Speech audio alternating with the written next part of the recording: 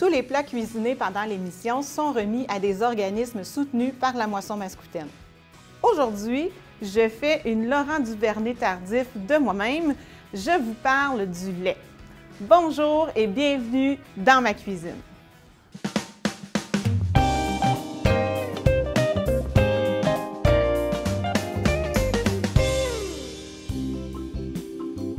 Le sujet, on le sait, c'est un sujet très controversé. Aujourd'hui, je ne rentrerai pas dans les détails de la gestion de l'offre, ni dans les échanges avec les autres pays. C'est beaucoup trop politique pour ce que je veux faire aujourd'hui.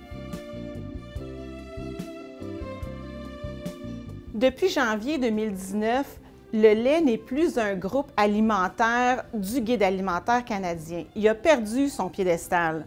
Santé Canada estime que bien que le lait soit une bonne source de vitamine D et de calcium, ce n'est pas la seule source de ces nutriments-là. On veut tendre vers une variété des sources. D'autre part, l'apport nutritif en protéines et autres nutriments, le lait est assez semblable aux autres sources de protéines pour avoir sa place au sein de cette catégorie-là. On ne vous parle pas de ne plus consommer de lait. Le lait fait partie de notre culture. Le verre de lait aura toujours sa place sur la table à côté de l'eau qui, elle, devrait être consommée en plus grande quantité. Tout est une question de modération. 4 grands verres de lait par repas, c'est beaucoup.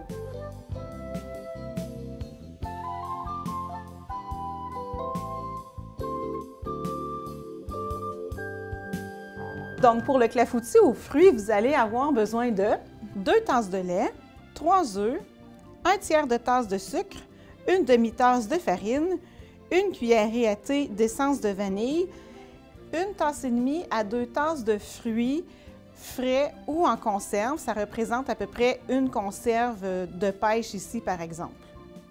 Un clafoutis, ce que c'est un type de gâteau qui se situe entre le flan pâtissier et le gâteau à la vanille. Alors, c'est une texture qui est plus spongieuse, qui est plus humide qu'un gâteau, mais en même temps, c'est pas gélatineux comme une tarte aux œufs. Alors, pour faire cette belle recette-là, on va mélanger tous les ingrédients ensemble, à l'exception des fruits.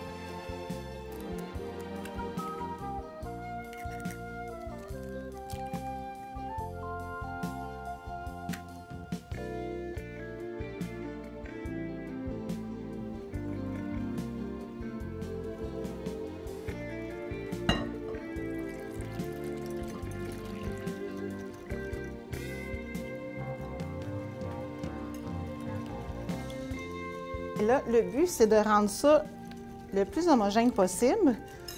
Moi, je le fais à la main, mais si vous avez un batteur électrique, ça se fait très bien. On va beurrer une assiette à tarte ou à quiche. On va disposer les fruits dans ça. Super important de les décongeler complètement et de les égoutter, parce que sinon, votre clafoutis, il ne prendra pas. Alors, je vais verser mon appareil sur mes fruits doucement, pour éviter de faire un trou. On enfourne ça à 375 pour 40 minutes. On pense que les humains exploitent le lait depuis environ 12 500 ans, soit à la domestication des ruminants. Ici, on parle des bovins, des ovins, c'est-à-dire les moutons, les caprins, c'est-à-dire les chèvres. Était-il vraiment consommé par l'homme? Si oui, sous quelle forme? En lait, en fromage, en yogourt? On ne sait pas trop au juste. En revanche, des recherches ont permis pour la première fois de confirmer sans l'ombre d'un doute que les humains consomment des produits laitiers depuis au moins 6000 ans grâce à la découverte de résidus de protéines laitières dans la plaque dentaire de 7 individus provenant de 3 sites différents en Angleterre. Ce qui étonne dans cette découverte-là, c'est que selon les études génétiques récentes, tous les humains adultes étaient intolérants au lactose car ils ne produisaient plus de lactase depuis qu'ils avaient 4 ou 5 ans. Mais il semblerait qu'il y ait eu des exceptions. Le lactase est l'enzyme que tous les mammifères, humains compris, produisent pour digérer le lait maternel. Après un certain temps, la production de lactase diminue graduellement jusqu'à ne presque plus en produire dans le but de ne plus dépendre de leur mère pour survivre. La sécrétion de lactase dépend d'un gène qui est maintenant bien identifié. Mais cette synthèse-là devrait normalement arrêter au bout d'un certain temps, dépendamment du mammifère. Chez les humains, c'est environ vers 4-5 ans. C'est vers 10 000 ans avant Jésus-Christ que les choses ont commencé à changer. Certains humains deviennent lactase persistants. Cette mutation génétique fait en sorte que certains humains synthétisent de la lactase toute leur vie durant et suffisamment pour consommer de grandes quantités de lait pur. En quelques milliers d'années, le nombre d'humains portant cette anomalie génétique a décuplé à une vitesse que les chercheurs ne s'expliquent pas dans les pays nordiques de l'Europe et de l'Asie. Indépendamment, d'autres foyers de tolérants au lactose apparurent en Afrique et au Moyen-Orient. Tandis qu'aux Amériques, en Océanie et dans l'Extrême-Orient, le gène codant la production de la lactase n'est pas muté. Il semblerait que ce gène est muté chez les peuples qui ont une longue histoire d'élevage d'animaux derrière eux. Comme nous, Nord-Américains, nous descendons de peuples provenant du nord de l'Europe, nous avons le gène muté pour la plupart d'entre nous. Ce qui n'est pas nécessairement vrai pour les Autochtones ni pour les gens qui sont de souche asiatique. C'est d'ailleurs parce que nous avons ce gène muté que le lait fait partie intégrante de notre culture depuis toujours. En fait, être intolérant au lactose est plutôt une norme mondiale. C'est 70 % de la population mondiale adulte qui ne peuvent pas boire beaucoup de lait sans avoir de malaise. Ah oui, là c'est beau!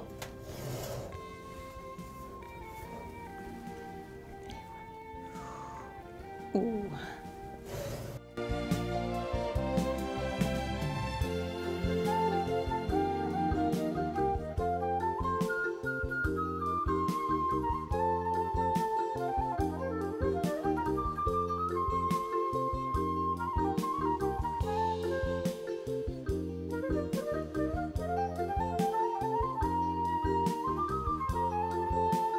Pourquoi ce gène-là a muté en position on pour toute la vie? On ne le sait pas trop encore, mais c'est possible que ce soit une question de survie, de famine, de froid. Mais c'est encore nébuleux. En Mauritanie, être obèse pour les femmes, c'est un signe de beauté et de richesse. Mais pour arriver à ce résultat-là, depuis de nombreuses générations, les jeunes filles sont gavées au lait de chamelle généralement. Le gavage au lait, c'est pas une chose qui est facile. Alors, les jeunes filles ont une quantité de lait prescrite et si elles ne le boivent pas, elles sont soumises à la torture. Alors, il n'est pas rare qu'une fille qui doit être gavée ait son bol de lait dans les mains et que sa marraine ait ses pieds sur ses genoux pour lui casser un orteil si jamais elle ne buvait pas tout son lait. En fait, elles sont prêtes à tout pour devenir grosses. C'est une culture que la santé publique de Mauritanie veut enrayer, mais les cultures ont la coin dure. Puisque le gavage de lait est de moins en moins permis, les filles ont recours à des médicaments très puissants pour les faire engraisser. J'ai pas besoin de vous dire que ces femmes-là ont beaucoup de problèmes d'articulation, de diabète, d'hypertension, toutes ces maladies-là qui nous empoisonnent la vie. L'industrie laitière est le premier secteur agricole au Québec. 3,46 milliards de litres de lait ont été produits en 2021, donc 1,5 million ont été remis aux banques alimentaires.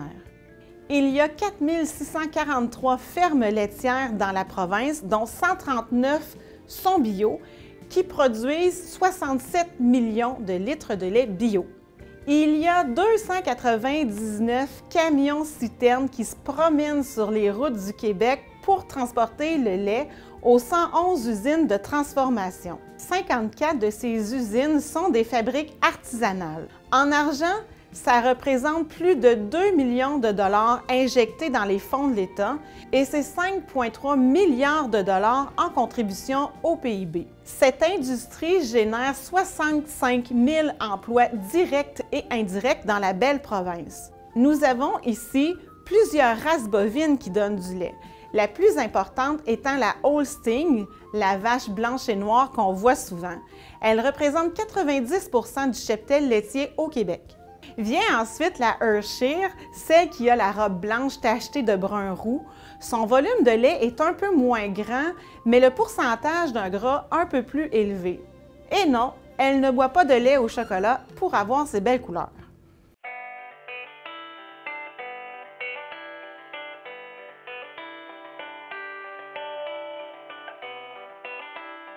Pour le riz au lait double chocolat, vous allez avoir besoin de 1 litre ou 4 tasses de lait au chocolat, 1 tiers de tasse de riz de type Calrose ou Arborio, 1/4 de tasse de sucre, 1 demi-tasse de lait, 3 cuillerées à table de fécule de maïs, 1 demi-cuillerée à thé d'extrait de vanille, 1 tiers de tasse de chocolat noir à 70 %.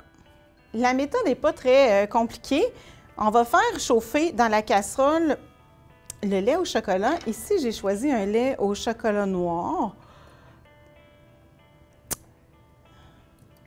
Ça va être plus goûteux un peu. Ensuite, on va mettre le sucre et le riz. Puis, on va faire chauffer ça jusqu'à temps que ça frémisse. Pour cette étape-là, on doit remuer de temps en temps parce que le riz est porté à coller dans le fond.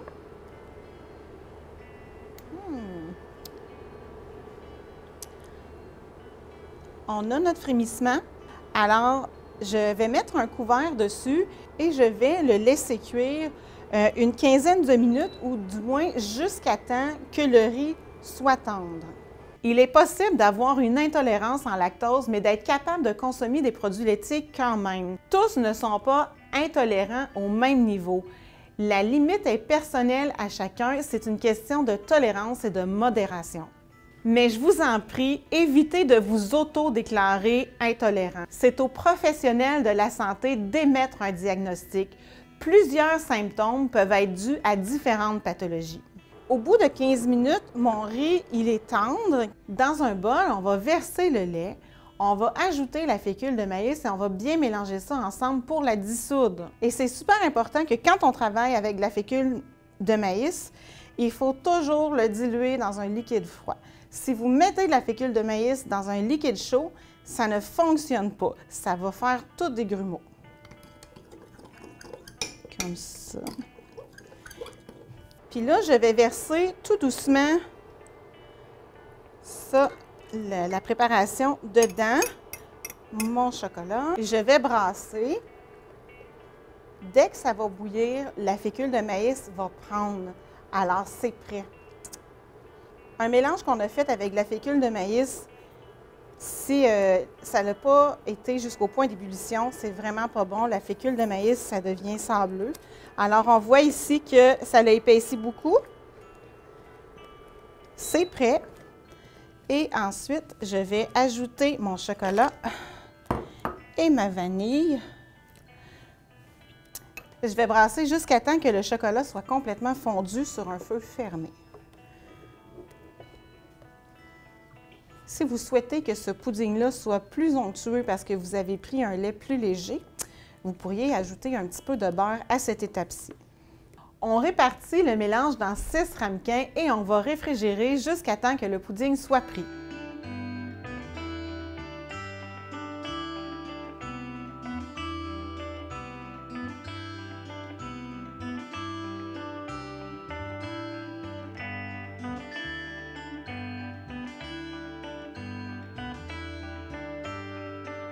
Pour servir, on peut garnir de yogourt nature, de copeaux de chocolat noir, de pistache, c'est à votre guise.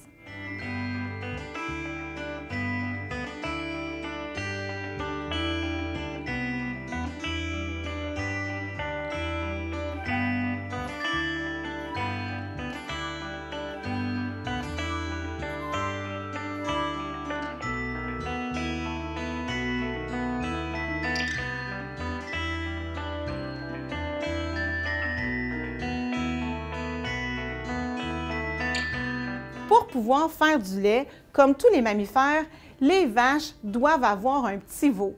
Sans ça, la lactation n'est pas possible. Les vaches ont un veau ou moins par année et la gestation dure 9 mois. Les vaches donnent du lait pendant qu'elles sont enceintes dû au veau né de l'année précédente. Elle doit cependant être tarie, c'est-à-dire qu'elle arrête de donner du lait au moins 2 mois avant de mettre bas. La lactation dure plus ou moins 10 mois. Dans un troupeau laitier, pour qu'il y ait une production laitière constante, c'est environ 30 des vaches qui sont gestantes. La production de lait, comme pour l'humain, débute avec le colostrum. Ce lait est habituellement réservé aux petits veaux qui viennent naître. Après une semaine, le lait est à nouveau dirigé vers les usines de transformation et les veaux sont nourris avec des préparations lactées jusqu'au sevrage. Le lait d'ici est un des meilleurs dans le monde. À chaque fois que le camion passe à la ferme pour ramasser le lait, celui-ci est testé. Le camionneur vérifie la température du lait, son apparence, son odeur. 2 échantillons sont aussi prélevés, un pour le contrôle de la qualité, alors les contaminants chimiques ou pathogènes, et l'autre pour déterminer sa composition en lactose, en protéines, en minéraux et en matières grasses. Après que le réservoir de la ferme ait été vidé, celui-ci est lavé et assaini avant de cueillir le lait de la prochaine traite. C'est obligatoire. À l'arrivée du camion à l'usine, le lait est à nouveau testé. Il ne doit contenir aucune trace d'antibiotiques. Le lait serait alors rejeté et envoyé soit dans un biodigesteur pour en faire du biogaz ou encore concentré dans des fosses pour faire de l'engrais dans les champs. Si le producteur devait employer un antibiotique pour soigner une vache malade, il la trairait séparément pour ensuite jeter le lait. On prend aussi le taux de pH à l'usine car celui-ci est révélateur de plusieurs anomalies. Quant aux vaches elles-mêmes, les niveaux de bien-être animal en matière de confort et de salubrité sont contrôlés. Avant chaque traite, peu importe la méthode qui est prise pour traire les vaches, le pis de la vache est lavé et assaini. Après la traite, les treilleuses et le système d'acheminement du lait jusqu'au réservoir est aussi nettoyé. Aux États-Unis, il est permis de donner aux vaches de la somatotrophine. C'est une hormone qui augmente le lait produit par la vache. Ici, au Canada, c'est interdit. Ainsi donc, le lait que vous consommez ne contient ni hormones, ni antibiotiques, ni eau, ni traces de nettoyants ou de produits aseptissants, ni aucun autre truc qui pourrait altérer de quelque façon que ce soit la qualité de ce produit.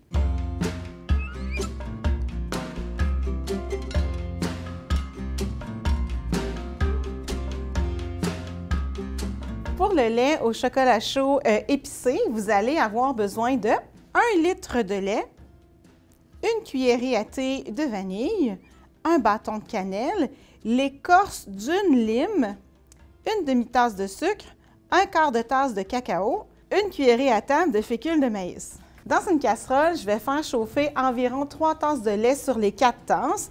Je vais le faire chauffer avec la vanille, le bâton de cannelle et l'écorce de lime.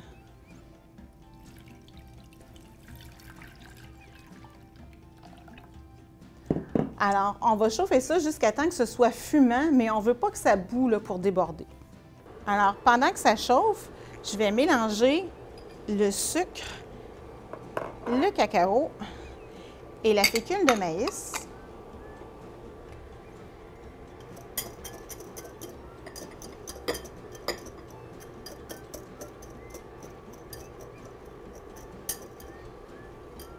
Notre lait il est bien chaud, il est fumant, il commence à faire comme de la broue dessus. Alors, quand c'est rendu là, dans mon mélange de chocolat, de sucre et de fécule, je vais ajouter le lait. Ça, on fait toujours ça à la dernière minute parce que si on le fait d'avance, la fécule va se déposer dans le fond puis ça va être plus difficile à redissoudre une seconde fois. C'est sûr que d'ajouter de la fécule de maïs dans notre lait au chocolat, c'est pas quelque chose qu'on est habitué, mais en fait, ce que ça vient faire, c'est que ça vient donner de l'onctuosité. Et peu importe la recette que vous faites quand vous travaillez le lait, plus votre lait est gras, plus votre préparation va être onctueuse. Alors, c'est vrai avec les chocolats chauds, c'est vrai avec les crèmes pâtissières, c'est vrai avec les béchamels aussi. Alors, plus qu'il y a de gras, plus que c'est soyeux en bouche. La fécule de maïs va venir nous aider à faire ça si vous avez un lait qui est écrémé. On porte ça à ébullition en fouettant vigoureusement et au premier bouillon, c'est prêt. Dans le lait chaud, on va retirer l'écorce de lime et la cannelle si vous l'avez mise en bâton. Vous avez 2 choix rendus ici, soit que pour verser dans vos tasses, vous videz à travers un petit tamis ou bien avec une cuillère à trous, vous allez enlever les écorces et la cannelle. Pour ceux qui veulent donner une touche de chaleur ou une touche de magie, appelez ça comme vous voulez, vous pourriez ajouter dans le fond de vos tasses un petit peu de Grand Marnier ou un petit peu de cognac ou un petit peu de rhum brun. Ça vient agrémenter le chocolat chaud, c'est pour adultes bien sûr. On verse dans les tasses et on peut garnir de crème fouettée, de sucre, de cacao ou de cannelle pour donner notre touche à nous.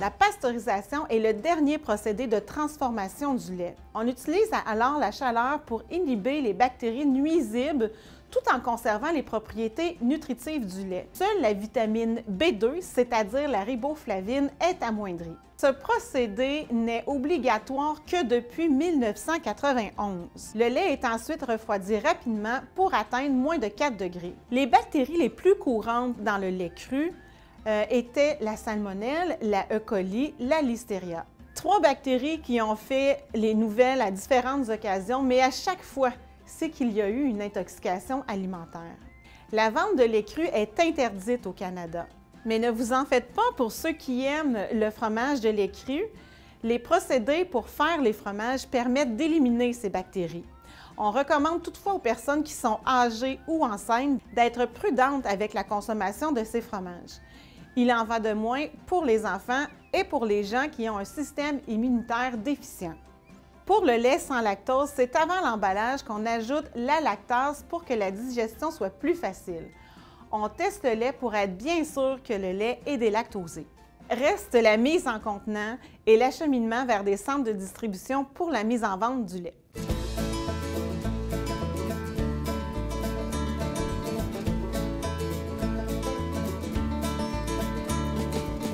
Pour une béchamel de base, vous avez besoin de beurre, de farine, de lait. Et pour assaisonner le tout, moi, aujourd'hui, je vais mettre des oignons, de l'ail, de la muscade, du sel et du poivre.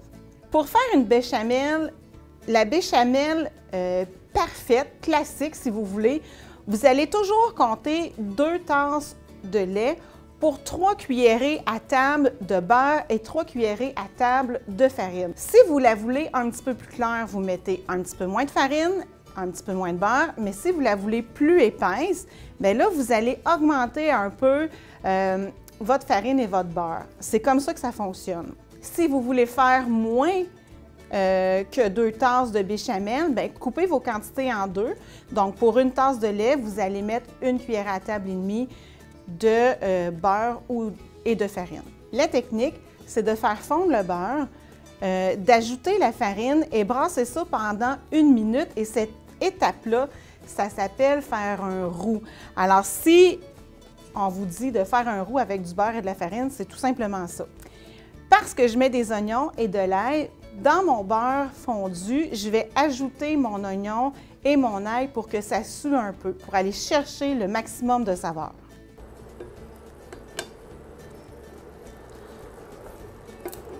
J'ai un petit peu beaucoup d'oignons pour la quantité que je veux faire.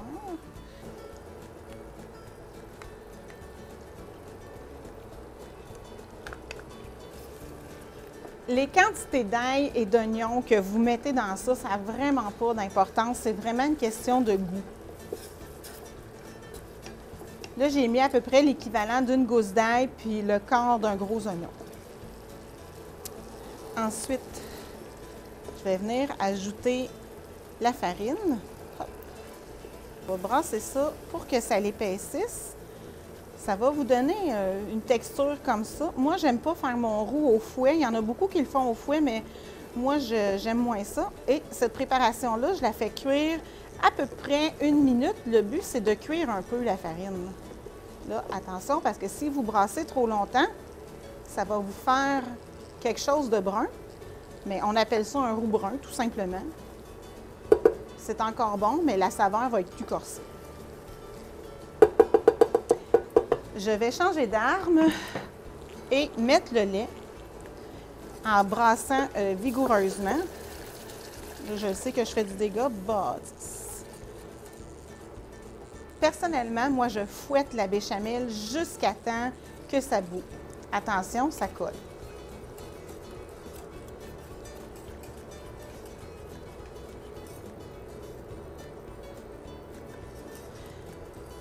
Et voilà, quand ça bouge, je brasse encore et je cuis une petite minute.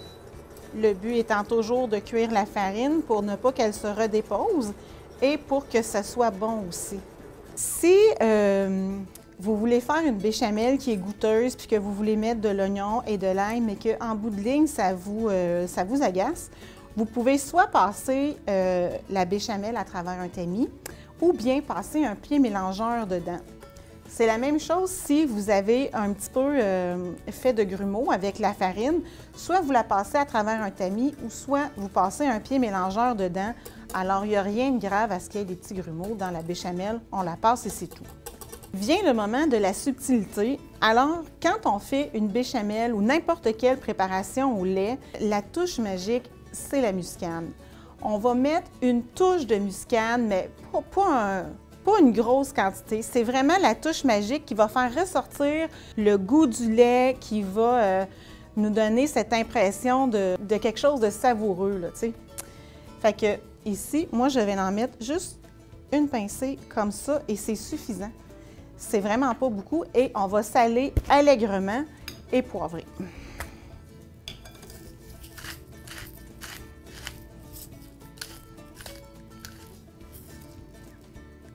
Si vous avez du poivre blanc, c'est encore plus parfait, ça paraît pas. On n'hésite pas à goûter plusieurs fois quand on assaisonne notre béchamel. Puis le taux de sel que vous allez mettre dedans va vraiment dépendre de vos goûts et de ce quoi elle accompagne.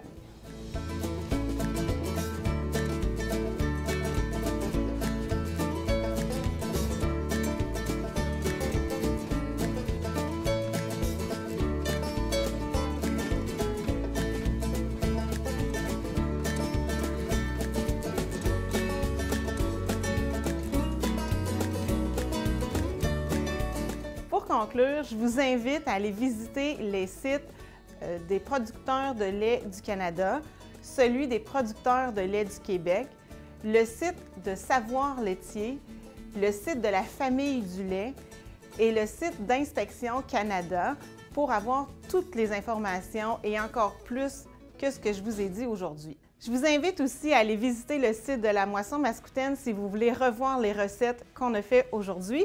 Et sur ce site-là, vous allez pouvoir aller trouver toutes les émissions qui ont été faites précédemment. Je vous attends la semaine prochaine, on va parler de la cuisson des viandes.